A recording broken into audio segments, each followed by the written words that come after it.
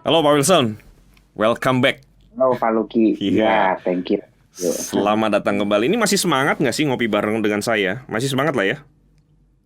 Tentu saja dong. Saya khawatir setelah ngopi bareng yang terakhir, yang lalu mungkin saya merepotkan Pak Wilson dengan pertanyaan-pertanyaan yang susah. Semoga enggak lah ya. Lah, itu ya saya juga orang yang sebenarnya senang dengan pertanyaan ya karena seperti yang saya sampaikan di sesi yang lalu itu ya memang ya itu bagian dari pembentukan iman kita begitu. Jadi Betul, kita betul, betul. justru kita mesti lebih kritis begitu ya, jangan gampang-gampang kita ya, misalnya jangan, bukannya kita jadi skeptis tapi kita jadi cerdas begitu. Iya, iya, iya, Sederhana. iya. Dan memang pertanyaan-pertanyaan atau maksudnya ya demi menjawab pertanyaan-pertanyaan itulah yang kemudian membuat buku-buku yang di belakang itu jadi sebenarnya bermanfaat begitu kan ya. Iya betul, Iya, kalau enggak iya, ya iya. Betul, iya betul, sih ya betul. begitu ya. Iya, iya, iya. Tapi memang ya mau gimana lagi ya Pak Wilson ya. Maksudnya kita ini kan ngopi bareng, ngobrol seputar teologi bareng-bareng begitu ya. Ya pasti mau tidak mau kita akan menyentuh hal-hal yang mungkin agak rumit, pertanyaan-pertanyaan yang mungkin sedikit kritis begitu ya. Ini mungkin ibarat ibarat minum kopi begitu ya. Kan ada kafeinnya begitu loh ya. Ada zat tertentu yang tidak biasa begitu ya.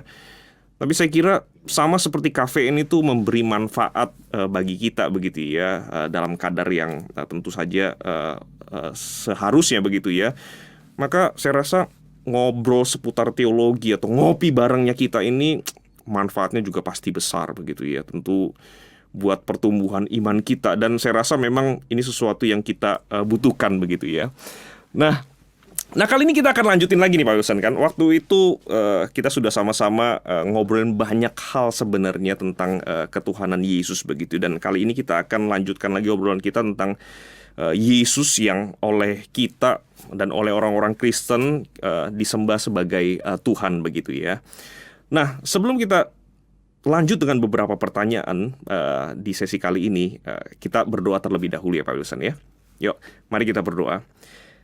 Terima kasih Tuhan untuk kesempatan demi kesempatan Tuhan berikan kepada kami untuk belajar sedikit demi sedikit, untuk mencoba mengenal siapa Tuhan yang kami sembah, untuk mengenal siapa Tuhan yang benar itu, yang menyatakan dirinya kepada kami manusia. Kami bersyukur untuk kesempatan hari ini kami boleh ngobrol diskusi bersama-sama dengan hamba-Mu Pak Wilson, dan kami berdoa biarlah Tuhan berkenan untuk memberkati obrolan kami, supaya bisa menjadi berkat bagi kami berdua yang ngobrol dan juga bagi siapapun yang mengikuti obrolan kami. Dan kami rindu iman kami diteguhkan, dikuatkan. Dan bagi kami yang sedang mencari-cari jawaban dalam hidup ini, mencari-cari siapa Tuhan yang benar, biarlah malam hari ini ya Tuhan, Engkau sendiri yang menyatakan dirimu. Terima kasih Tuhan, kami bersyukur berdoa dalam nama Tuhan Yesus. Amin. Nah, Pak Wilson, kita sempat ngobrolin di sesi yang lalu begitu ya, tentang konsili Kalsedon yang kemudian memformulasikan atau merumuskan, mengambil kesimpulan bahwa Yesus itu adalah 100% Allah dan juga 100% manusia begitu ya. Itulah yang mungkin dalam istilah teknisnya, istilah akademiknya kita sebut dengan dui natur Kristus begitu ya, atau dua natur Kristus, 100% Allah dan juga 100% manusia. Nah, kalaupun kita bisa menerima formulasi doktrin tentang Kristus ini begitu Pak Wilson, tapi saya kira salah satu pertanyaan yang saya kira pertanyaan yang wajar sekali, yang lumrah sekali, yang kemudian bisa muncul dan kemudian kita tanyakan adalah, sebenarnya bagaimana mungkin bahwa Yesus itu bisa di saat yang sama adalah Allah dan kemudian juga manusia begitu ya? Kan ya gimana ya, kayaknya sulit menjelaskan. Saya mencoba membayangkan begitu ya, kalau seandainya misalnya nih anak saya begitu lalu kemudian nanya ke saya, "Papa, Yesus itu siapa?" Yesus itu Tuhan begitu ya. Iya betul begitu ya. Lalu kemudian Yesus pernah ada di dunia ini, lalu kemudian Yesus itu manusia. Iya juga begitu ya. Lalu kemudian jadi sebenarnya Yesus itu Tuhan atau manusia begitu kan ya? Ya dua-duanya begitu kan ya. Nah, saya yakin pasti dia bingung, dan saya rasa bukan cuma anak kecil yang bingung, dan saya kira banyak sekali orang Kristen atau bahkan mungkin orang yang bukan Kristen juga bingung bagaimana mungkin Yesus di saat yang sama adalah Allah dan juga manusia. Nah, bagaimana sebenarnya kita menjawab pertanyaan semacam ini, Pak? Ini pertanyaan yang baik. Ini sebenarnya butuh kopi yang dos ini ya. Yang ekstra kuat ya. Seger untuk bisa menjawabnya dengan baik begitu ya. Karena ini memang pertanyaan yang betul tadi Pak Luki sudah singgung begitu ya. Ini pertanyaan sepanjang zaman sebenarnya ya. Jadi ini yang saya ingin sampaikan di sini ini sebenarnya juga belum final tentu saja, dan ini sesuatu yang sampai hari ini begitu ya. Ini jumlah buku-buku, literatur dan jurnal-jurnal yang terbit untuk membahas ini sih nggak habis-habis begitu ya. Jadi saya ingin menekankan hal itu lebih dahulu supaya kita ini jangan sampai kita punya pikiran, waduh kalau kita nggak bisa ngerti ini, kita nih gagal nih kita sebagai orang Kristen. Saya kira nggak seperti itu. Jadi kita harus membedakan begini. Ketika kita mengakui Yesus adalah Allah dan manusia, ya, jadi orang-orang, jadi bapak-bapak gereja mula-mula dan kemudian yang diformulasikan di dalam konsili misalnya Nisea, Konstantinopel, dan kemudian di konsili Chalcedon tadi ya. Jadi ini orang-orang ini kan semua teolog-teolog nih, banyak yang berkumpul gini ya. Jadi semuanya itu kenapa mereka memformulasikan Yesus itu adalah Allah manusia gitu. Jadi ini 100% Allah, 100% manusia itu. Kenapa seperti itu? Pertama karena ya pastinya mereka baca Alkitab kan. Mereka lihat ayat-ayat yang menegaskan bahwa nanti ini di Perjanjian Lama Allah begitu ya, ada Allah Bapa bisa dibilang begitu ya, Yahweh begitu. Tapi kemudian ada nubuatan-nubuatan yang menunjukkan nantinya ada pribadi yang bisa dibilang sejajar dengan dia, dan kemudian dia yang akan, ya itulah nanti yang disebut Yesus itu begitu ya. Di Yesaya kita melihat di pasal ke-7, di pasal 52 sampai 53 misalnya, yang cukup jelas begitu. Jadi sebenarnya saya lihat mereka ini merumuskan seperti itu karena mereka pertama baca Alkitab, mereka lihat Yesus ini bukan saja pribadi yang sudah dinubuatkan, tetapi ya itu tadi yang menurut sesi yang lalu kan kita lihat ya, banyak rujukan-rujukan yang seingat saya waktu itu kita hanya membahas banyak kan dari kitab dari keempat Injil, tetapi surat Paulus kita belum bahas, surat Ibrani misalnya, itu banyak sekali rujukan tentang Yesus itu adalah Allah, tetapi dia juga adalah manusia. Jadi misalnya kalau di Ibrani, mungkin saya sempat singgung gitu ya, dia itu ada ayat-ayat misalnya di pasal kedua, lalu di pasal keempat itu tuh dibilang Yesus tuh dijadikan sama seperti kita, dia mengerti kita begitu ya. Yang di sesi saya kira di ngopi yang sebelumnya juga kan membahas itu juga ya, bagaimana Yesus tuh betul-betul manusia yang paham betul begitu loh perasaan manusia. Tetapi kemudian banyak ayat yang menegaskan dia itu Allah begitu. Nah, jadi bagaimana cara bisa dikatakan ya membangun doktrin atau ya sebenarnya teori pengertiannya bagaimana nih ya, supaya kita bisa mengkonsepkan ini Allah dan manusia ini bagaimana bisa bersatu. Tidak kan kalau menurut Chalcedon itu kredonya mengatakan ada 100% Allah, 100% manusia, tetapi ini keduanya tidak bercampur. Gitu. Tetapi mereka bersatu. Jadi bukannya terpisah tetapi bersatu begitu. Ya. Nah, sebelum lebih lanjut sedikit begitu ya, jadi waktu di sesi ngobrol yang sebelum saya ini pernah disebutkan salah satu ajaran yang keliru ya, disebut dengan Apollinarianisme. Ya. Jadi dari Apollinarius yang salah satunya yang keliru memahami ini, saya nggak bahas karena nanti saudara yang mungkin tertarik, pendengar bisa mendengar yang sebelumnya begitu ya. Mungkin kalau nggak salah di sesi yang pertama atau kedua, saya persisnya lupa ya. Tapi ada itu sesi yang baik juga saya kira. Melengkapi ya, kalau bisa dibilang saya ini hari ini melengkapi sedikit yang sudah disampaikan. Jadi dua ajaran yang keliru setelah itu adalah, yang pertama ini sering disebut dengan Eutychianisme atau monofisitisme. Nah, ini agak teknis ya. Jadi ini sebenarnya orang yang mencetuskan ini namanya Eutychus Hmm. ya Eutyches dalam bahasa Inggris, Eutychus lah begitu kalau di Indonesia kan. Hmm. Atau kenapa sering disebut juga monofisitisme, ya. Jadi ini dari sebenarnya mono itu satu, fisis itu dari fisik. Jadi maksudnya tuh dia memahaminya begini. Ketika Yesus itu berinkarnasi, nah ini tuh dia memahaminya benar-benar secara literal, ya. Jadi bukan berarti Allah itu benar-benar menjadi daging, menjadi manusia, terus keilahiannya hilang, tetapi menjadi jenis yang ketiga. Jadi ibaratnya begini, nasi dicampur air jadi bubur. Ya, bubur ini kan bisa dibilang ini jenis yang ketiga kan ya. Jadi nasi ingredient pertama, air ingredient kedua, jadi bubur. Ya, jadi ini istilahnya jadi betul. Nasi jadi bubur begitu. Nah, ini ibaratnya Allah manusia jadi Allah manusia lah, entah apapun yang ini, tapi naturnya hanya satu. Nah, ini keliru. Karena Alkitab jelas-jelas menegaskan bahwa ada dua natur begitu loh. Ya. Dan ini pokoknya singkat cerita, nah ini nanti kita akan melihat kenapa monofisitisme ini sulit sekali menjelaskan ayat-ayat yang nanti kita akan lihat begitu ya. Kenapa yang ini keliru begitu ya. Jadi ini ajaran yang bisa dikatakan keliru yang pertama. Lalu di hal yang lain setelahnya itu adalah sering dikenal dengan Nestorianisme.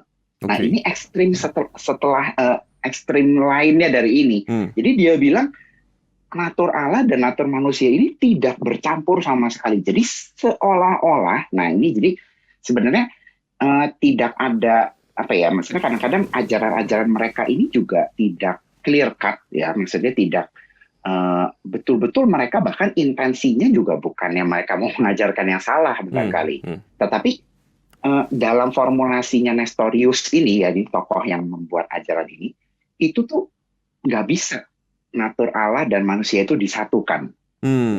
Jadi misalnya salah satu penolakan dari Nestorius yang terkenal, jadi dia menolak istilah Maria itu adalah Bunda Allah. Ya. Dia lebih prefer dibilangnya ini Bunda Kristus. Kenapa dia menolak disebut Bunda, menyebut Yesus itu, Maria itu adalah Bunda Allah? Karena bagi dia Kristus itu manusia. Jadi ketika Bunda ini kan ya, maksudnya ini kan istilah, jadi relasi antara manusia dengan manusia lainnya, jadi dengan ibu dengan anaknya. Jadi bagi dia ini sebuah seperti hujatan, Allah itu jauh lebih tinggi. Begitu loh. Ini salah satunya yang dia tolak begitu. Jadi kira-kira sampai di situ dulu. Gitu ya. Jadi ini ada dua ajaran yang keliru. Begitu loh ya. Ini jadi apakah saya lanjut aja terus nih? Ini agak panjang. Iya. Mesti dilanjutin nih begitu kan ya. Maksudnya apa namanya? Satu sisi berarti kan apa namanya? Tadi yang monofisit itu kan apa namanya? Nyampur begitu kan ya. Nasi campur air lalu kemudian menjadi bubur, dan apa namanya? Ya sudahlah, dua unsur itu kemudian bercampur menjadi satu begitu kan ya. Dan ini juga keliru, ditolak begitu ya. Tapi kemudian satu lagi Nestorian ini kalau pakai ilustrasi tadi begitu ya, nasi dan air ya sudah pokoknya begitu kan. Ini nasi, ini air begitu, nggak akan pernah bisa nyampur. Dan ini juga ditolak karena tidak bisa menjelaskan apa namanya tentang duinatur atau dua natur Yesus ini begitu ya Pak Wilson ya. Ya, betul. Dan sebenarnya kan penolakan dia terhadap Bunda Allah ini akhirnya ya melawan Alkitab. Karena Alkitab di Lukas pasal kedua itu kan justru menjelaskan begitu. Jadi dan ini ditolak oleh Konsili Kalsedon. Semuanya yang saya tadi katakan ini. Jadi misalnya Kalsedon menjelaskan melawan monofisitisme, dibilang duinatur keilahian dan kemanusiaan Yesus ini tidak bercampur. Jadi bahasanya Kalsedon itu tanpa kebingungan, misalnya without confusion, tanpa bercampur ya, tidak bercampur gitu, tanpa. Tapi mereka juga cepat-cepat bilang melawan Nestorius, bilang Maria itu adalah Bunda Allah. ya istilah bahasa Grekanya itu atau bahasa Yunaninya Theotokos ya. Jadi ini God bearer gitu. Jadi Maria ini ya benar-benar mengandung Allah itu sendiri. Ya Yesus kan Allah begitu. Jadi dan konsili itu juga menegaskan bahwa kredonya menuliskan tidak maksudnya itu tidak terpisahkan. Jadi dui natur itu menjadi satu. Nah, ini kuncinya. Jadi persatuan yang sering disebut oleh para teolog ini ya akhirnya yang kita harus jelaskan itu ini sering disebut dengan persatuan personal begitu. Ini kalau diterjemahkan langsung ini sering istilah teknisnya itu hypostatic union. Ya, jadi union ini kebersatuan ya. Hypostatic itu dari kata pribadi. Jadi begini, saya memahaminya begini. Jadi kita harus memahami bedanya antara natur ya atau hakikat atau esensi begitu kadang-kadang bahasa lainnya dengan pribadi. Ya. Jadi misalnya saya manusia, Pak Luki manusia, ya naturnya sama manusia, tetapi pribadinya apakah kita berdua nih orang yang sama? Beda, karena pribadinya beda. Ya saya Wilson, Bapak Luki, begitu loh. Jadi ini saudara kita bisa lihat itu seperti itu begitu loh. Jadi kategorinya beda. Nah, monofisitisme tadi mereka pikir natur dengan natur ini bercampur jadi satu, jadi nyampur. Nah, padahal ini tidak seperti itu, ya. Jadi dan kalau Nestorian memahami ekstrim selanjutnya, jadi mereka berpikirnya tidak bisa menyatu. Nah, tapi seperti ini, jadi memang persatuannya itu kalau kita membayangkan segitiga ya. Jadi ini ibarat nih Yesus nih kepribadiannya. Lalu ini dui naturnya ini kita mesti jadi dua-duanya ini nyatu di Allah gitu. Jadi istilahnya trafficnya ini misalnya bayangkan ini natur manusianya. Ini seperti ini loh. Jadi dari natur Allah dan natur manusianya itu nggak nyampur ke sini. Kira-kira begitu. Ya, ini memang ini sulit dibayangkan memang ya. Jadi ini kalau kemudian tadi pertanyaannya balik ke pertanyaan sebenarnya bagaimana natur ilahi dan kemanusiaan itu bisa bersatu di dalam pribadi Yesus. Nah, ya ini kita ini ya memang kita nabrak di batasan daripada rasio kita. Ya. Jadi ini misteri itu bukan berarti kita sama sekali tidak tahu apa-apa tentang inkarnasi itu, tetapi kita ya memang mentoknya di situ.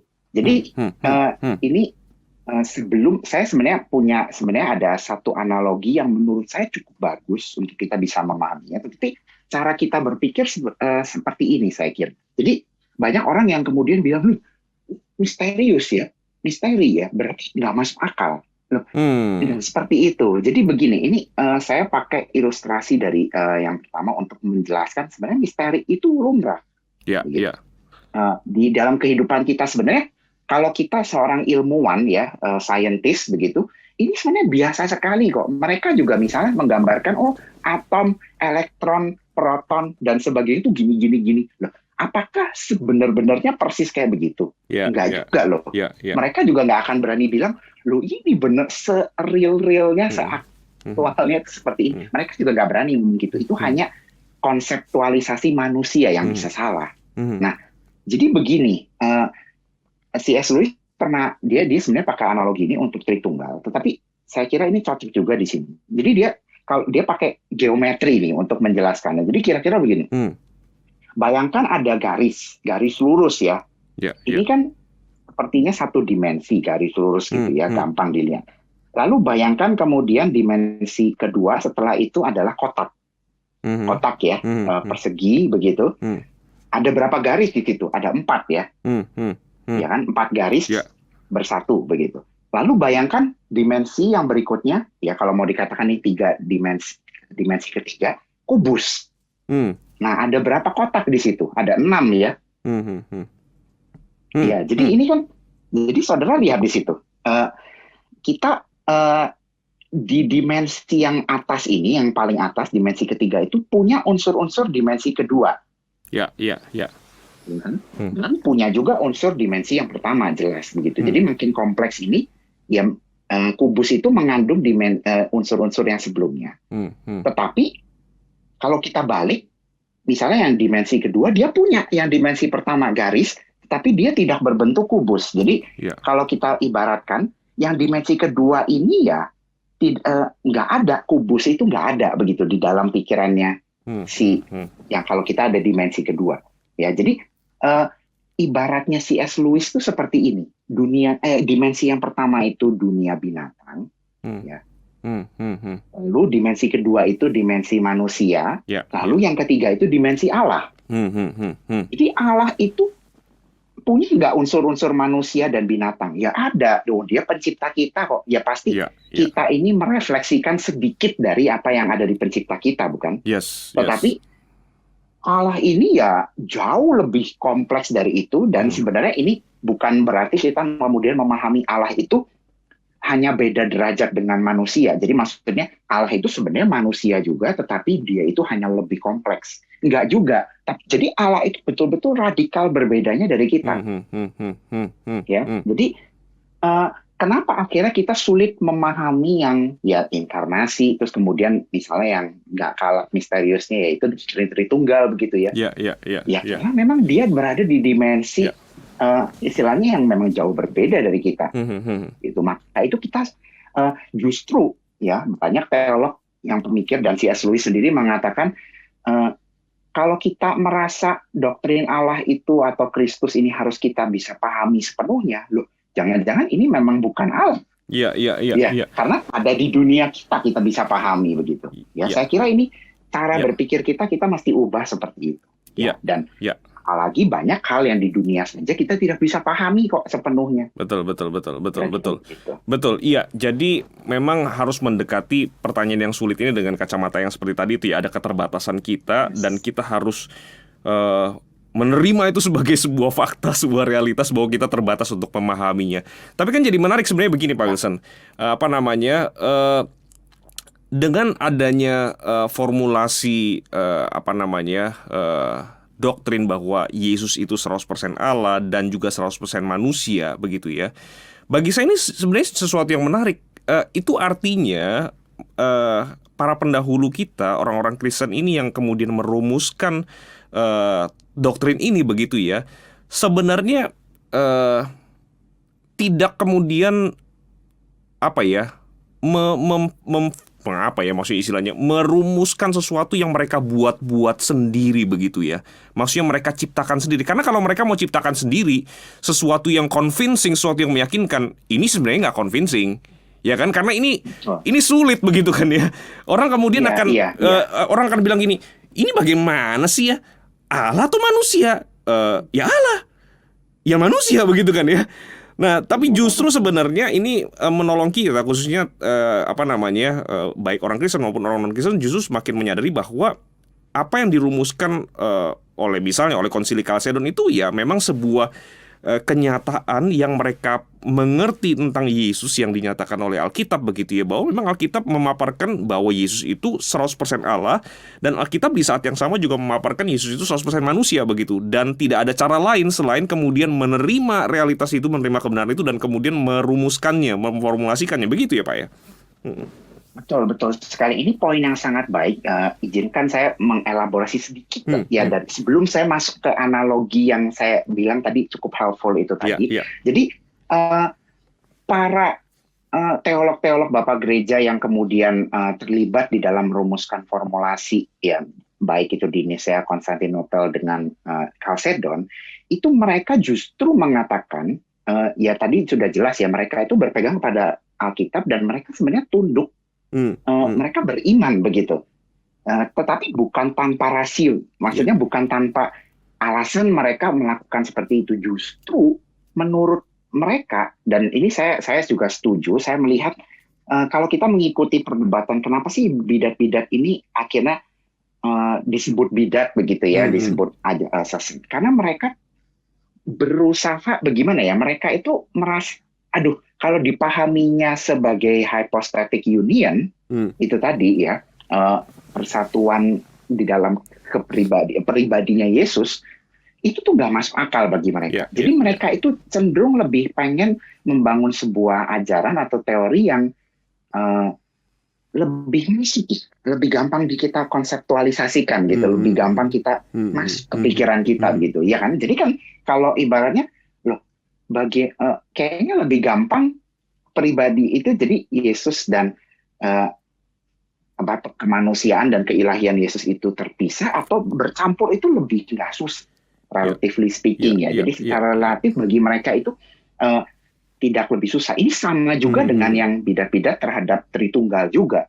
Either itu misalnya Sabellianisme atau modalisme dengan misalnya Arianisme itu. hmm, hmm, hmm. Jadi selalu ada yang mereka persoalkan itu ya karena mereka sulit terima begitu. Mereka Ya, ya. merasa, aduh, kalau misterius itu berarti artinya eh, jadi kadang-kadang sebenarnya motivasinya saya juga perlu akui mereka ada baiknya begini.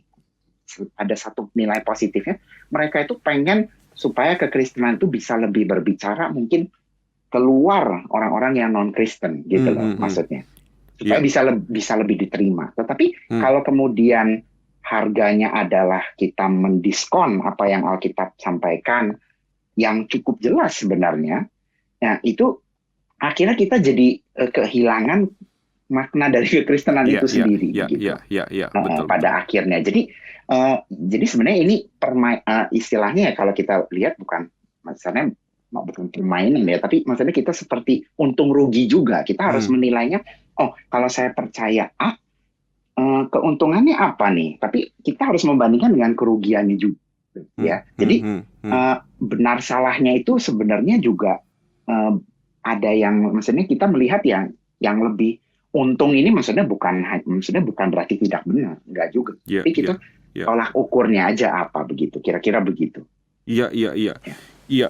Nah, oke lah Pak Wilson kalau kita kemudian apa namanya harus menerima apa namanya Dwi Natur ini sebagai ya memang kenyataan yang disaksikan oleh Alkitab begitu ya, bahwa Yesus itu adalah 100% Allah, 100% manusia. Tetapi ada satu pertanyaan yang seringkali mungkin membuat orang Kristen khususnya begitu ya. Well, saya kira orang non-Kristen juga sama mestinya kali begitu ya. Iya. Bertanya-tanya begitu itu mungkin setidaknya merasa bingung begitu adalah kalau Yesus itu betul-betul Allah 100% begitu ya. Tapi kenapa waktu dia disalib begitu ya, lalu kemudian itu dia berteriak, Allahku, Allahku, mengapa engkau meninggalkan aku begitu?